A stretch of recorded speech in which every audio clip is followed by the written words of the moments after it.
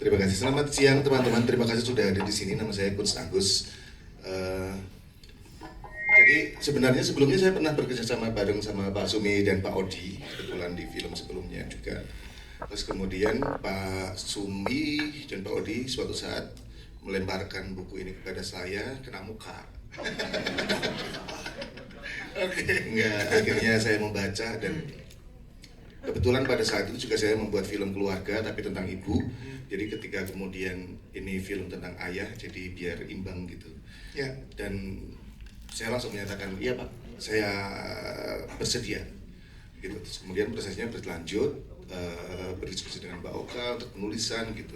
Dan sampai kemudian proses mengemas cerita itu juga nggak berhenti di proses itu juga, penulisan, terus kemudian kita syuting, kita reading, kita bertemu dengan pemain, kita juga mengolah cerita lagi sampai di meja editing pun proses itu terus berjalan sampai kemudian menemukan bentuk akhirnya yang baru saja teman-teman bisa nikmati sekarang, kira-kira begitu sih. Ya, Mas Guns ini kan case sangat luar biasa yang ada di sini. Saya boleh ceritakan sedikit Mas Guns bagaimana pertemuan dan mengumpulkan teman-teman cast ini Mas Guns? Iya, saya merasa bahwa setiap cerita memiliki jodohnya masing-masing dengan pemain gitu.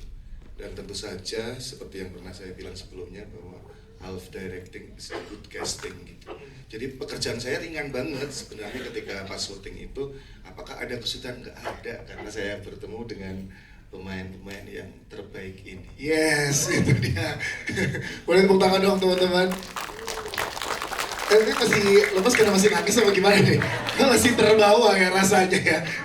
Oke, menariknya juga karena dari buku yang dibuat oleh Mas Dian, Mas Gun, karena kita kan tadi lihat setnya atau syutingnya di Jogja. Nah, boleh ceritakan Mas, ada alasan tersendiri nggak Mas Gun, kenapa mengambil latar nih di Yogyakarta? Silakan. Karena kenapa Jogja? Karena saya merasa bahwa buku ini ditulis oleh Trian, walaupun dia bukan berasal dari Jogja, dari Lampung, tapi saya merasa bahwa buku ini ditemukan dan diciptakan di Jogja gitu.